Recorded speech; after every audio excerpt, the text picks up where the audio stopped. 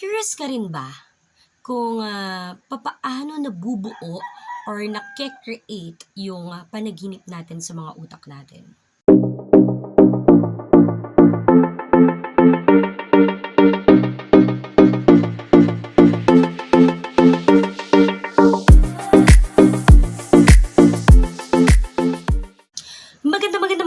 Magandang morning sa aking mga viewers dyan. Welcome back to my YouTube channel. And kung papansinin ninyo, ngayon lang ulit ako nagkaroon ng pagkakataon na mag-video. Kasi unfortunately yung isang Gmail account ko ay hindi ko na ma-access. Connected doon ng aking YouTube channel, yung Cam Silvestre Vlogs, kung saan meron po akong 195 subscribers. Sayang na sayang po. And I think ikaw ay nakasubscribe doon, no? That is why pinapanood mo rin ang video ko ngayon. And yon kung saan may mga videos ako doon na about fighting postpartum depression and yung mga unsaid thoughts ng mga nanay, no? So, hindi ko na siya mabuksan, hindi ko na rin siya ma-access. That is why, dito sa bagong Gmail account ko, nakapag-create ulit ako ng YouTube channel. So, just subscribe, like, and power share our video. And, ito lang po, clarify ko lang po, no, sa mapag-uusapan po natin ngayong araw, ika-clarify ko lang po na hindi po ako eksperto, and at the same time, hindi rin po ako psych graduate, and hindi pa rin po ako nag-aaral ng psych, okay?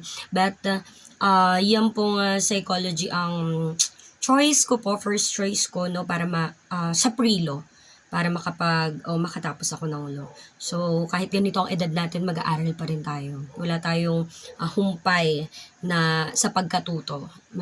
May mga bagay pa rin kasi na hindi rin pa rin natin nalalaman regardless kung anong karanasan meron po tayo. Okay, ngayon ang pag-uusapan po natin, masyado po ba ako madaldal? Huwag niyo na lang po pansinin ang aking headband dahil ito po ay sa anak ko. Ang dami po kasing ibinigay sa kanya ng tita po namin ng mga headbands and pang-ipit. So, natuwa ako kaya lagi ko na siyang sinusuot. And nag-start lang po akong suotin siya nung nabuntis na po ako. Hindi ko alam kung bakit. Ayan. And now, ang pag-uusapan po natin is all about dream or panaginip. Curious ka rin ba kung papaano nabubuo or nake-create yung panaginip natin sa mga utak natin? Again po, hindi po ako eksperto and hindi rin po ako psych major or whatsoever. Ang akin lang po ay yung mga nagtatanong kasi sa akin, Ate Kams, ikaw nagpo-post ka sa IG and sa Twitter about psych quotes, psych mga thoughts na nakukuha ko. Kasi bookworm ako. Gusto kong, mahilig ako magbasa. Mahilig ako magbasa ng libro. Kung tutuusin, ayan. Napakadami nating libro dyan. Ayan, hindi ko pa tapos lahat yan, pero nasimulan na po natin. Ayan, napakadami kong libro and malapit na po ang birthday ko. November is my birth month. So, sino po magre-regalo, libro na lang po ang iregalo po ninyo. Okay, ang pinakauna po, kung mamarapatin ninyo, yung Atomic Habits. Joke, ang kapal. Okay, and kasi ang mahal niya. Okay, let's go back to our topic. So, marami kasi nagtatanong sa akin and most especially yung mga pinsan ko na, Ate Kams, paano nabubuo ba yung panaginip? Ba't ganon? Ba't nanaginip ako ngayong araw? Hindi ko na matandaan. Hindi ko na makilala sa panaginip ko yung mga tao na nandoon, diba? Hindi daw nila makilala. And at the same time, may mga panaginip naman sila na gusto nilang ituloy, hindi naman nila maituloy. Possible ba daw yun? So, hindi ko rin alam kung ano yung sagot. Hindi ko rin talaga alam kung ano yung tumpak na sagot, pero ang alam ko lang, pwede po siyang i-search. Okay, and may mga pagkakataon kasi yung mga nagtatanong sa atin, hindi naman kasi sila mahilig mag-search, hindi rin sila mahilig kuting-tingin, no, ang mga ganong klase ng tanong na gusto nilang makuhaan ng sagot dito sa internet or sa social media. Pero tayo, dahil mahilig tayo magbasa, and talagang curious din tayo, no? And later on, may sasabihin po ako sa inyo na hindi ko alam kung ikatutuwa ninyo. Okay, excuse. may sasabihin po ako sa inyo na medyo ikagugulat po natin. Ano patungkol po dito sa panaginip. So, stay put lang po tayo. Just hit the subscribe button po dito po sa baba and like po natin ang aking video and kung inyong mamarapatin, power share po natin. Thank you so much in advance. Okay, and now, let's go back to our main topic which is dream or panaginip sa Tagalog. Okay, ang unang pinaka-question sa akin is, Ate Cams, ano ba yung panaginip? Bakit kaiba ba yun sa imagination? Kaiba ba yun sa alaala? Ano ba? Ano ba yung tamang term? I mean, tamang definition ng panaginip? Okay, ang panaginip po, ito po yung mga nangyayaring mga sitwasyon or mga pangyayari po no na naki-create po ng ating utak habang tayo po ay natutulog. Totoo po 'yan, 'di ba? Lahat po tayo nananaginip. Wala pong alien dito. Okay sa mundo. So, ang sabi po dito, nung sinearch po natin na how are dreams made in the brain? Papaano naki-create po or nabubuo yung mga panaginip natin sa ating mga utak? Okay, ang unang-una po lumabas dito is yung word na hippocampus. Hippocampus, okay. Ang hippocampus daw ay aktibo daw po pag tayo ay nananaginip. Ano ba yung hippocampus? Ito po ay isa rin po sa parte ng ating mga utak, okay? Dreams greatly originate from the storage of our memories. Nabubuo or na-originate daw po yung ating mga panaginip sa memories na na-store po sa ating brain. So, dreams play an important role in the consolidation of our memories, which is the process of moving new information, okay, into the long-term memory, thus helping us to process our past experiences. So, Ate Cams, totoo ba yung past life? Diba? May tinatawag kasi tayo na deja vu or deja vu, kung ano man tamang pronunciation dyan.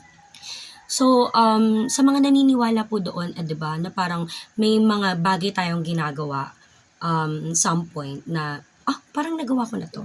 Ganun yung mararamdaman natin. Parang nag-usap na tayo. Parang napuntahan na natin to. Parang nakain ko na to. Or parang nangyari na to. Diba, out of nowhere, bigla ka magsasalita na gano'n sa mga kaibigan mo, sa harap ng family mo, ganyan, na parang nangyari na to. So, yung ba yun, Ate Cam? So, clarify ko lang po, past experiences po ang nakalagay dito. Yung past life po ay later on, baka matakal din po natin. Okay, so ano daw po yung nagtitrigger sa panaginip daw po sa ating mga utak? Dreams stop memories stored in connections between brain cells, which the hippocampus tracks as they form. Tuwing gabi daw po, it directs neurons to replay recollections, facilitating long-term storage. That could be why reality seeps into our visions but not what they tend to warp reality. Okay, may mga pagkakataon na yung mga nangyari sa atin, mga nakaraang araw, nakaraang buwan, umuulit din sa panaginip. Or yung mga bagay, may mga pagkakataon naman na yung mga bagay na hindi naman nangyari sa atin, ay sa panaginip naman nangyayari. Kaya minsan tayo ay sobrang asang-asado, no? Na sana panaginip na lang ang lahat, 'di ba? Ayan, totoo yan. Totoo po yan, no? Minsan din nating hiniling yan na sana panaginip na lang ang lahat. Okay, may mga pagkakataon din po na may mga pagkakataon din na may mga napapanaginipan tayo na hindi naman din natin naaalala. Like for example, yung isang tao, ganyan. And ang pinaka maganda sa lahat, no? Madalas lang to, hindi to laging tumatama. Madalas may mga panaginip naman tayo na nadadala. For example, bago tayo matulog. 'Di ba? Sabi nila, isipin mo ng isipin para mapanaginipan mo. Actually, on some part, totoo po iyon. Ayun, nadadala kasi siya, yung nangyayari sa reality, nadadala natin siya hanggang sa pagtulog. Pero hindi buo. Okay, may mga lang doon, may mga certain scenarios lang doon na makukuha mula doon sa imagination mo. And proven and tested ko po yan. Sure. Okay, and sabi din po kasi ng mga scientists natin, no, wala pong eksaktong purpose or ibig sabihin po kung paano po or tamang definition kung paano po nabubuo ang isang panaginip ayon po sa ating mga scientists and researchers. Dahil ang panaginip daw po ay complex combination po, random po, sama-sama pong mix or kombinasyon po ng ating mga pinag-iisip ng ating emosyon. Tama po, 'di ba? Madalas pag galit tayo, ang pangit ng panaginip natin. Pag malungkot tayo, parang parang minsan may mga panaginip pa tayo ng krimen, totoo yan. May mga panaginip tayo na nakikita natin si kamatayan kahit di natin gusto, 'di ba? Parang ang sama-sama ng ganung panaginip. Minsan kasi yung emosyon din natin nakakaapekto no doon sa mind din natin, no. And totoo din po na may on the other hand, totoo din po yung part na nakokontrol po natin ang ating mga panaginip. Sino po ba ang naniniwala doon? Yes po, totoo po, indeed, totoo po ang lucid dreamers.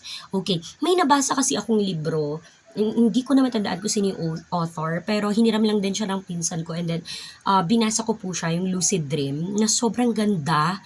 Hindi ko lang sure kung ano po yun. You can comment down kung sino po yung author. Hands up po ako sa inyo. Ayan, napakaganda nun. Hindi ko malimutan hanggang ngayon. Na every time na nanaginip siya, nakokontrol niya. Tapos, parang may nakilala pa siyang lalaki dun sa panaginip niya. And, yun, somehow, parang hindi ko lang matandaan kung nagkatotoo ba yung lahat ng panaginip niya. In reality, hindi ko matandaan pero sobrang ganda nun. Sobrang recommended ko talaga yun. Matagal na yung story na yun sa Wattpad. Napakagaling din ng writer na yun. And yun, may part na yes po, tama po, totoo po ang lucid dream and based po sa ating research, yes, lucid dream is indeed real. And lucid dreaming refers to the state of being aware that you are dreaming while still in the dream itself. Okay. Ibig pong sabihin, pag tayo po ay natulog at tayo po ay nananaginip, alam po natin na nananaginip tayo and alam po natin na nasa loob po tayo ng panaginip. Nakaranas na po ba kayo na nanaginip kayo, na nakita nyo yung sarili nyo, medyo ang pangit lang, na nakita nyo yung sarili nyo na nakahiga sa isang kabaong? Yes, opo, tama po.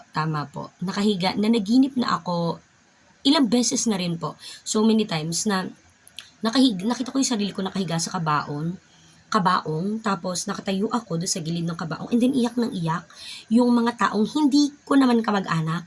Okay, pero iniiyakan nila ako. May mga ganung part, 'di ba, na hindi mo din naman napapanaginipan yung mga kamag-anak mo. Totoo po 'yon. Tapos nakakatakot daw 'yon. Kasi sinearch ko every time na mananaginip ako ng mga hindi ko ma-explain na bagay kung bakit bigla ko na lang siya mapapanaginipan. Sino-search ko siya. Okay, kasi medyo medyo mahilig ako dun sa mga meaning, deep meaning, ganyan na minsan naman tumatama, no? Na totoo na minsan dala ng emosyon kaya ako napanaginipan yun. Meron pa akong napanaginipan na nakasaksi ako ng murder, then hindi ko makita kung sino yung mga tao dun sa murder na yun, ganon. Tapos hindi ko alam kung ano ini-imply niya sa akin. Tapos nung search ko siya, may mga tao daw ako na gustong tulungan or tutulungan in the future, and then yun, na parang connected naman din sa buhay ko, Tapos nakakatuwa.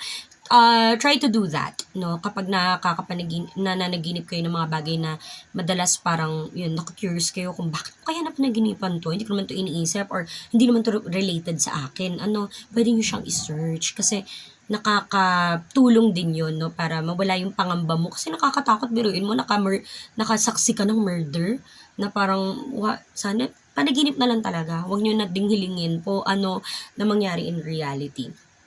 And balik po tayo dun sa lucid dream. Yes po, totoo po yun. And tulad nga na nabanggit ko kanina, yun, meron ako i-confess na totoo po yun.